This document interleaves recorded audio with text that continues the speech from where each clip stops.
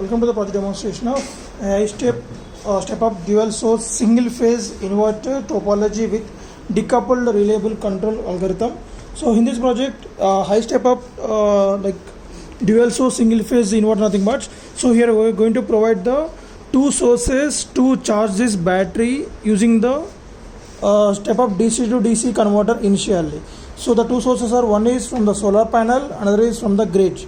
So from the 230 volt source, we are going to step down that to the 12 volts AC by using this 12 volt 1 amp transformer, and after that the generated generated 12 volts will be AC given to the bridge rectifier circuits. So the bridge rectifier circuit will convert the 12 volts AC to pulsating DC, and after that with the help of this capacitor we will get the smoothing DC. So that was directly given to the battery as we are providing constant power source because of we are using the transformer. So it will provide as a constant AC output to the charging circuits. And coming to the solar panel, as we know that it's a renewable sources, and it will provide us the 12 volts DC output, but actually it can generate up to 21 volts. So this renewable source is a variable voltage source and variable current source. That output given to the same charging circuits, both are like, but on these 4 diodes will act as a polarity correctors. If you connect the DC input in reverse bias, then this rectifier will rectify that to plus to plus, minus to minus, and output given through the other 2 diodes to the, again here the boost converters. MT306 is a 2 amp power stable boost converter. So here we are using MT306 is a 2 amp stable current booster. So from there we are going to give the input to the voltage boosting circuit. So on this we are using the MOSFET. So this is already predefinedly set for the 2 amps as we are using this potentiometer, so that we can set the current maximum of 2 amps. That output is given to this MOSFET.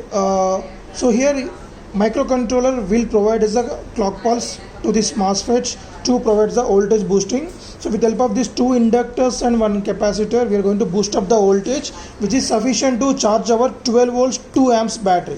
So on this battery we can see the 2 12 volts 1 amp batteries are connected in parallel. We will get 12 volts 2 amps, and each 12 volt 1 amp consists of 3 4 volt 1 amp batteries are in series. So we will get 12 volt 1 amp and 12 volt 1 amp. This are in parallel. So the output of this battery given to the H-bridge circuits in order to convert the DC to AC for the single phase load. So here this H-bridge circuit made up of 2 kinds of MOSFET. One is the N channel, another is a P channel. So IRF 540 is a N channel, IRF 9540 is a P channel. So these 2 MOSFETs using the 4 MOSFETs formed a H-bridge, and based on the 50 Hz pulses generated from our PIC 16F72 microcontroller, so that DC power supply is converted into AC 12 volts, that to square wave, to the 50 Hz of frequency.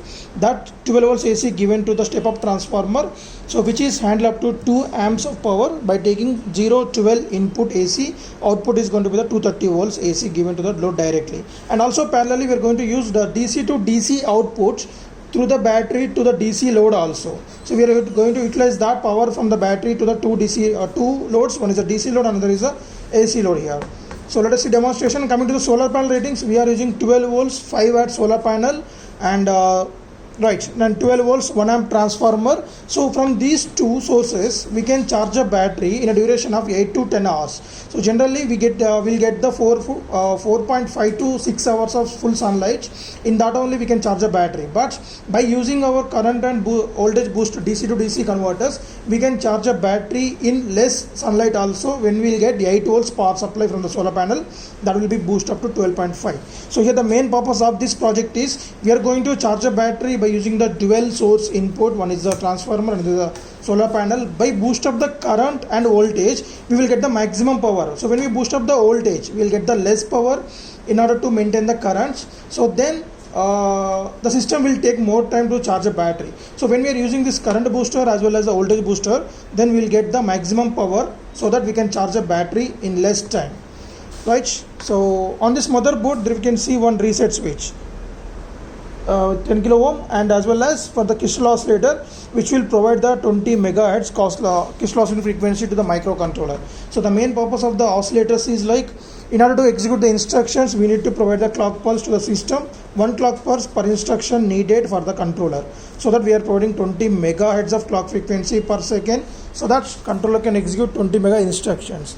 So if you want to charge a battery from the transformer, just give the 230 volts input to the transformer, then there is a LED indication over here.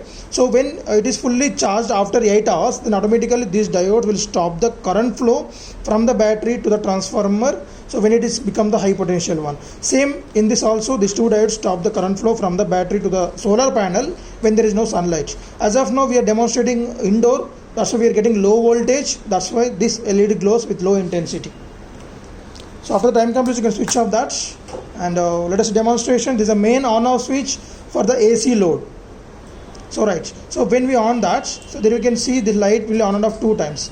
So after that, it start producing the 50 hertz of clock frequency to that. So that 50 hertz will be converted to the DC 12 volts AC 50 hertz frequency, and it step up to the 230 volts here. And this is a DC load purpose. Yep.